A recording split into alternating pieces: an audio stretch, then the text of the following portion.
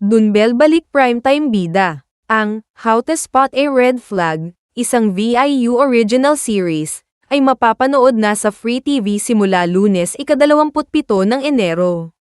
Sa media conference, ibinahagi ni Pangilinan at Mariano, na mas kilala bilang Dunbel, ang kanilang kasiyahan at pasasalamat sa pagbabalik nila sa primetime sa kanilang pinakabagong serye. Nakakakilig, nakakatuwa. Sa January 27 next week, abangan nyo po yan. Malapit na po, mapapanood nyo po yan sa primetime bida, ani Mariano. Next week, mapapanood na natin ang How to Spot a Red Flag sa primetime. We are so excited to be back on primetime, dagdag ni Pangilinan.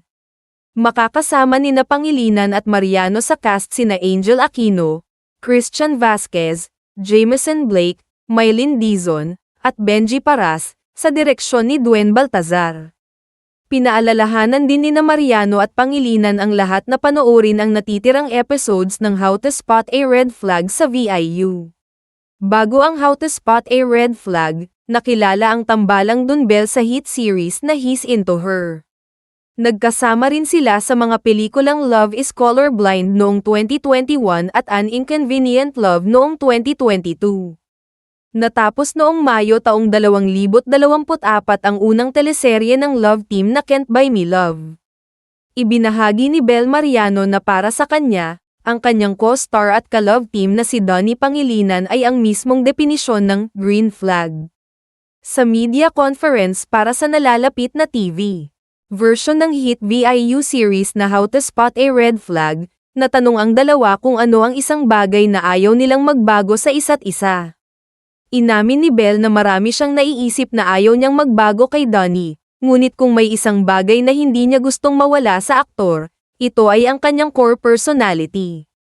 Para sa kanya, si Donnie ay isang green flag dahil sa mga katangian nitong pagiging gentleman at pagiging family-oriented. Isa lang, parang ang dami naman, kasi siya nga para siyang definition ng green flag talaga. He's such a gentleman, family-oriented, so if there was one thing siguro, ani Bel. Maraming bagay kang maaabot, marami kang mararating, huwag mong kakalimutan ang core mo at huwag mong kakalimutan si God, sabi niya kay Donnie. Nang tanungin kung ano ang paborito niya kay Donnie, sinabi ni Bel na gustong-gusto niya ang pagiging game nito sa anumang bagay. I think it's just so nice that I'm able to try new things with you, such as I learned billiards with you, I learned surfing with you. So siguro, my favorite thing about you is that you're so game for anything, dagdag pa niya. Samantala, inilahad ng kapamilya actress ang kanyang kasiyahan sa pagbabalik nila sa primetime bida simula ngayong ika-27 ng Enero. Huling napanood sa primetime slot ang kanilang show na Can't Buy Me Love, na nagtapos noong unang bahagi ng 2024.